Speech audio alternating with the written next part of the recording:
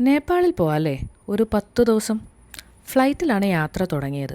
കൊച്ചിയിൽ നിന്ന് ബാംഗ്ലൂർ, ബാംഗ്ലൂരിൽ നിന്ന് കാഠ്മണ്ഡു. ഞങ്ങൾ 4 ആൾക്കാരാണ് പോകുന്നത്. അതായത് 2 കപ്പിളും അവരുടെ ഒരു കുഞ്ഞുവാവയും. ട്രിപ്പ് പ്ലാൻ ചെയ്തപ്പോൾ തുടങ്ങിയ സർപ്രൈസുകളാണ്. എയർലൈൻ്റെ ഫ്ലൈറ്റ് ക്യാൻസൽ ചെയ്തുള്ള കളിയാണ് അപാരം. എന്നിട്ടും ഞങ്ങൾ തുടങ്ങി. ബാംഗ്ലൂരിൽ നിന്ന് 3.5 മണിക്കൂർ ഫ്ലൈയിങ് ടൈം ഉണ്ട് കാഠ്മണ്ഡുവിലേക്ക്. 5 മിനിറ്റിൻ്റെ വ്യത്യാസമേ ഇന്ത്യൻ ടൈം ആയിട്ടുള്ളൂ. 2 മണിയോടെ കാഠ്മണ്ഡു എത്തി. ലഗേജ് കളക്ട് ചെയ്ത് ആദ്യം സിം എടുത്തു. എൻസെൽ കമ്പനിയുടേതാണ് എടുത്തത്. ഫിസിക്കൽ സിം എടുക്കുന്നതാണ് ഈ സിമ്മിനേക്കാൾ സർവീസ് ബെറ്റർ. ക്യാഷ് എക്സ്ചേഞ്ച് വെക്കുന്നതാണ് നല്ലത്. 100ഉം 200ഉം ഇന്ത്യൻ നോട്ട് എല്ലായിടത്തും എടുക്കും. പക്ഷേ 500 എടുക്കാൻ പാടാണ്. കാഠ്മണ്ഡു എയർപോർട്ട് ബേസിക് ഫെസിലിറ്റീസ് ഉള്ളൊരു എയർപോർട്ടാണ്. ഞങ്ങളിവിടെ ട്രാൻസ്പോർട്ടേഷൻ ഏൽപ്പിച്ചിരുന്നു. സ്ട്രീറ്റുകളെല്ലാം നോർത്ത് ഇന്ത്യൻ സംസ്ഥാനങ്ങളോട് വളരെ സാമ്യതയുള്ളവയാണ്.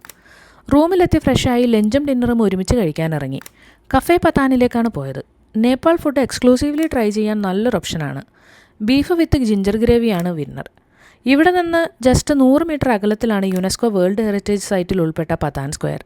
19 ഏക്കറോളം പരന്നു കിടക്കുന്ന പഴയ ഒരു ബുദ്ധിസ്റ്റ് സിറ്റി കൂടിയാണിത്. നേവാർ ആർക്കിടെക്ചറിൻ്റെ ഭംഗി കാണാനുണ്ട്. ഈവനിങ് വൈബ് അടിപൊളിയാണ്. അവിടെ നിന്ന് ഒരു 2 കിലോമീറ്റർ നടന്ന് ലാബിം മാള് കാണാനൊരു ശ്രമം നടത്തി. പക്ഷെ പാളിപ്പോയി, പൂട്ടിയിരിക്കുന്നു. പക്ഷെ ചെറിയ ചാറ്റൽ മഴയോടുള്ള നടത്തം നഷ്ടമേ അല്ല.